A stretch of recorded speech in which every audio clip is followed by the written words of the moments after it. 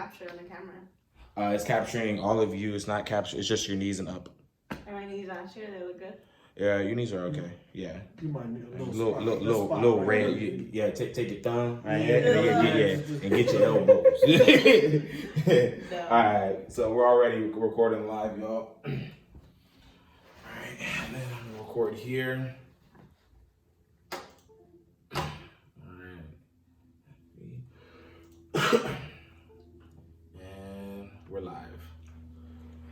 Yo, what's up? What's going on, everybody? It is DeMarcus your Empower King, and to my left we have One and only Darwin. Darwin. No, one name like Madonna. And then to my right, our special guest, What's up, everybody? I'm Jessica. Jessica. Spanish Spice. Yeah. Yo, we're gonna have to definitely get into that whole joke.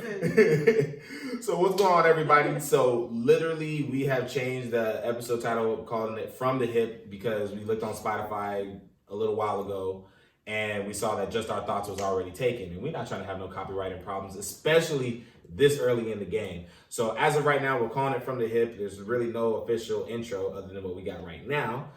But man, I'm really excited for this episode, D. Man, what you feeling? I'm feeling I'm trying to see where Jessica coming from. Yeah. You know what I'm saying? But Listen, I stay locked and loaded. I stay locked and loaded and I'm ready. I'm the one that made the good ceviche from the last episode. So Yeah. you're like, Oh come on. yeah. So y'all, we had to have her on, man. So super excited to have you on, Jess. So the topic for today. Now, I don't know if you have any experience with this. We're just gonna throw this out there and see. We're shooting in the dark right now. We're shooting from the hip, literally right now. Okay. I got that. Male ego. Now, before we start getting the oohs, the ahs, and the oohs, right? What is like the first thing that comes to your mind when you think of like male ego? Like the first thing. Toxic masculinity. Oh my damn. Okay. That's heavy. She okay. You coming like you Let's bringing go me there. bread. Yo. Let's shoot from the hip. She bringing the whole cake and nothing. Okay. All right. Toxic. Yo, bet. All right, D, same question, bro. What do you think of when you think of male ego? Oh man, just low self-esteem, man. Bro, ooh. Low self-esteem. It really depends on how you use it, honestly. Yeah. You know what I'm saying? Yeah. Oh, damn. Yeah, me. How about yourself, man? When I think of male ego, bro, I think of just traumas. Like, honestly, like just a lot of unhealed emotions is when I think of that, you know. I'm trying to be like the middle ground between y'all right now. So, you know, I'm trying to be the safety balance net right now. But Go there. yes. So our topic today, y'all, is male ego, and I'm super excited to get into this. So ultimately, like Jess, you were saying what when you think of male ego? Toxic masculinity. Toxic masculinity. So elaborate what you mean by like toxic masculinity. Like what that look like. Okay, I think for me, I have kind of a bias because culturally, I grew up with a lot of like toxic masculinity in our culture where it's just like the man does, the woman is quiet. The man provides, the woman just is in the home. And it comes like in the relational part of just like, you do as I say. Right? So like growing up with a lot of that, I was just like, heck no. And like, I don't know, it's just something kind of in relation to what you said, right? Yeah. It's a lot of unhealed trauma. It's just a lot of things that they've had to suppress on their own. And so they use their male ego to kind of like go on a power trip of like, because I'm the man, I can do X, Y, and Z. I think it's taught though. You said what? I think it's taught. Because if you put it in that context, it's more of what you told you're supposed to be. And so you act in what you learn to be. And so, you know what I'm saying? You act in what you learn to be. So if you told in a certain situation that you are supposed to react strongly, you react that way. So you can't, I personally wouldn't necessarily say it's, would you say trauma? Because a lot of it is learned behavior. You know what I'm saying? So take. But you can learn traumas though.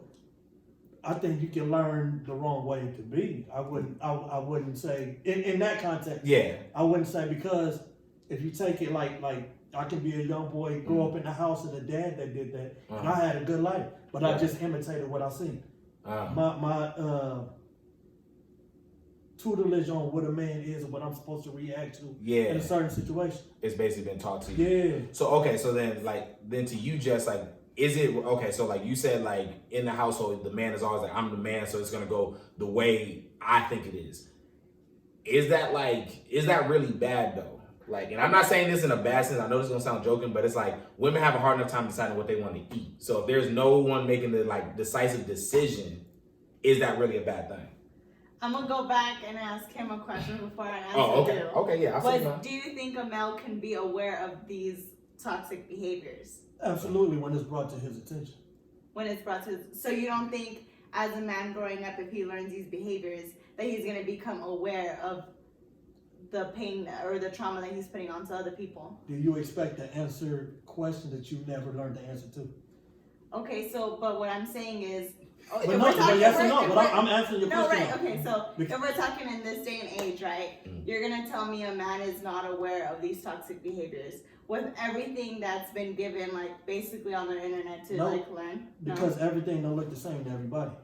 Okay. You know what I'm saying? So that's from the outside looking in. That's easy to say, but again, that goes back to, in my household, I was taught this, and that. Now, unless somebody brought that to their attention, like, no, that's wrong. But at the same time, you can't tell a person that's wrong without giving them the alternate, like, oh, you did it this way, but if you would have did it this way, you can still get the same results. But the way you're going about it, so you can't really.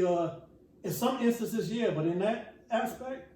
Which I can see, because I think there's a lot of the older generation that's just like, no, this is just the way I am. Right. I'm not going to fix that because this is just the way I am. But if we're talking about our age range, it's just like, But see, okay, you there's a brought lot more. Not to cut you off, but you brought a culture, and that's what gave me that idea. Because culturally, like being from a Hispanic culture, the way that they do things, in my eyes, might not be the way that I do things, but we get the same job done. Right. Like in my household, I can maintain my status, my presence, say I'm a man, just the way that I carry myself. To them, machismo could be going out working and I'm doing my job there. But that was that way of living back then. And you brought it culturally. So culturally, that was the thing. We the man of the house, so the man of the house looks different. One man in the house, his way of feeling like the man in the house could be taught is physically being dominant. Me, I can just walk in just my presence alone because of everything else that I do. Both of them is masculine. It's just more the way that you use it. Yeah. But you don't know that you're doing wrong if nobody brings this to your attention without an explanation. You can tell them, you're doing this, but if that's all they know, what you expect them to? Right. And they got to be teachable as well, right? Well, absolutely. Yeah. And that's a part of growth. Yeah. And that's where I think the male ego is on the positive side, because that's where you be able to check your pride at the door and recognize, oh, I was wrong, without feeling less of a man. Yeah. You know what I'm saying? So that's and that comes from male ego too, because as people, we don't like to be told that we're wrong, especially when we feel like it's a point of control. But you can bring that to that person's attention, and the male ego in them is gonna make them feel less of a person, but your approach might not be. And so it takes them to check that and be like, okay, you gotta see it from when I do that. And just I can speak from experience. And I realized what I project is the reaction that I was getting. I didn't recognize that until I started recognizing, like, what is it that you're seeing that's making me, because in my head I sound calm, but you see like I'm not understanding why you reacted to the way, instead of me being like, oh wait, maybe the way that I was feeling, I was giving that up. And that's my male ego at war, with this up. But a lot of it's taught behavior. Yeah.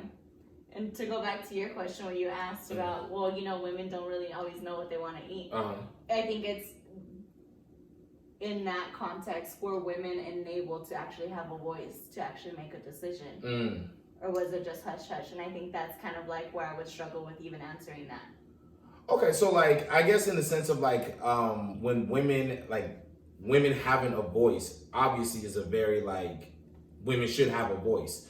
But I also think that there has to be like some type of like there has to be some type of balance. What I'm saying is like when women say like, oh, we want a voice, but then now you need to deal with all the things that kind of come with having that voice, right? Mm-hmm. If you say that I want a voice, all right, so what do you want to do? I don't know. That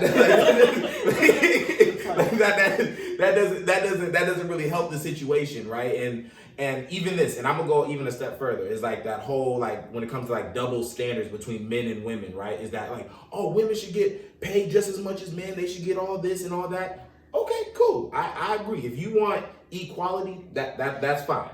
But at the same time, don't be mad when you got to deal with the same things that men got to deal with. You know what I'm saying? And that's where I'm like, as far as like male ego is concerned, I feel like that's where it's like, we as men haven't learned how to, one, address y'all about it. Uh-huh.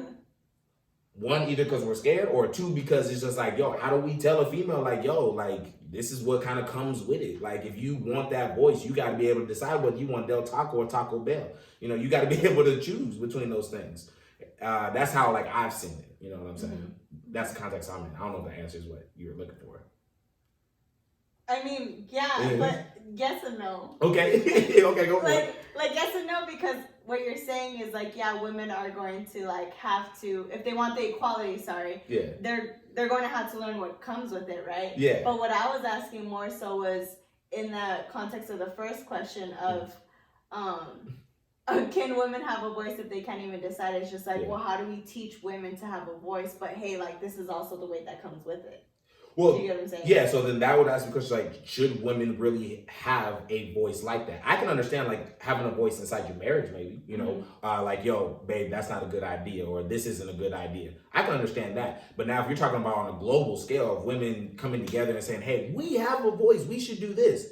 If there's no decisive decision, that's where I feel like there's a problem. You know what I'm saying? Like, an example was like the kind of like the slut walk, right? Mm-hmm. That got me because it was like, we're okay that we're being sluts, but then all of a sudden you get mad at when people are objectifying you in music videos or anything like that. Yeah. You kind of see what I'm saying? Like, I was like, all right, if you want to be a hoe, then okay, just come with all that. Wear the clothes, do all that. Just be ready for the objectifying. Yeah. Because it's not like women don't do the same thing to men when, you know, you got a guy that's nice, big, bulky, just nice six-pack abs, you know, glistening right there. You don't objectify him. It's the same thing. Yeah.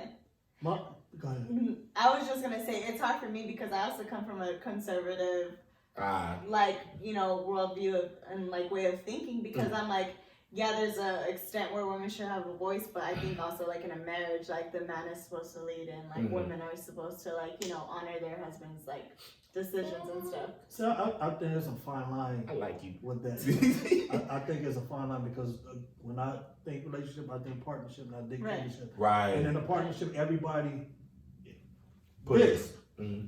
Whatever I bring to the table, that fits here, whatever you expert, and I trust you to, if you be like, D, I got to click, I'm going to sit here and go like this, because I can trust what you're doing. Right. You know what I'm saying? And a lot of times, especially when it comes down to men and women, and why I think it's a major separation is because, like when I was messing with you earlier, when it comes to those certain topics, at the end of the day, it really comes down to accountability. Accountability is recognition is accountability. So it's like, if it has something to do, and we've seen it, when it has a topic of what a woman is doing, there's never we meet you with a level of understanding the conversation.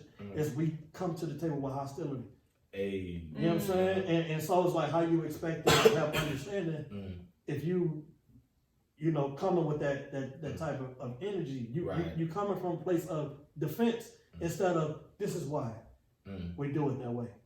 You know what I mean? And like, I'm a true believer in shared responsibilities. I'm not with all that. Yeah. Men work, women take care of the house. Yeah. I think a dude working 8-hour shift, come home, take care of the kids. Yeah. If his wife is working that day, he can pick up and you know what I'm saying? Like, figure out the balance. Like that's what it is. But to piggyback on what y'all saying, when it comes down to the equality, I'm all for it. I think it's women need to be getting paid the same. Like, it blows my mind that we are. But again, when you ask for a responsibility, like, you know, and the thing, like you kept saying, taught. You shouldn't have, like, I don't understand why women have to be taught to understand when you ask for a certain responsibility, you got to take the responsibility that comes with it. That's life. Yeah. That's like us having a job and we get the same position, but I come with stipulations and you got to follow the rules. Yeah. Then it's kind of like, wait, that's wrong. But then when the shoe's on the other foot, it's like, Well, we don't, like, that's common sense. Yeah. If you ask for something, you got to be able to come with it. Like, you know, 2020. And this is the whole, we want to be like men in a sense, but it's when we are on a date, you have to pay. Wait a minute, are we, are we no rules? You know, it's not sometimes. It's either going to be this or it's going to be that. Yeah. But you can't pick and choose when you want to play the role, how you go. You can't go to work, or you can't, I'd be like, yo, then we going to, well, today we ain't no mix, but you got to figure out how to, you know what I'm saying? Like, I'm like, bro, you know what comes with this, like, you know, it ain't no stipulation. And so if you ask for it, you got to be able to take. But I don't understand why y'all got to be taught. Like, that's common sense. Yo, that's a real good thing, yo. And like before we get to that, yo, we gotta save that actually probably for the next episode. I ain't gonna lie, cause y'all shooting from the hip real quick right now. yo, we gotta definitely save that, cause I know that Jess is about to come with some fire, y'all. So hey, y'all have tuned in from another episode of From the Hip, and this is DeMarcus, your Empowered King. I am _the_empowered_king. You find me on IG. To my left. This is Darwin, Mr. Just My Thoughts, JST, no you, MY Thoughts 83 on IG. Yes, and Jess, you know we're going to have you back in the next episode. Go ahead and drop yours. My name is Jessica, and my IG is @Jessica Arlene #E at the end. That was dope. Say that one more time. That was actually kind of dope. Sound like some balls. Jessica Arlene @E at the end. Yes, that's another episode from the Hip, y'all. We'll see you guys next episode. To be continued. Yeah, we got a part 2. That was 16 minutes, bro. That was about to get live. That's a good cliffhanger, though. That's a good one. I got one more outfit, so I'm good for one more. No. So you just so you can wear this up. Yeah, you good. We gonna just save. We just gonna save this right quick. All right, just do you mind pressing pause on that real quick? Thank you.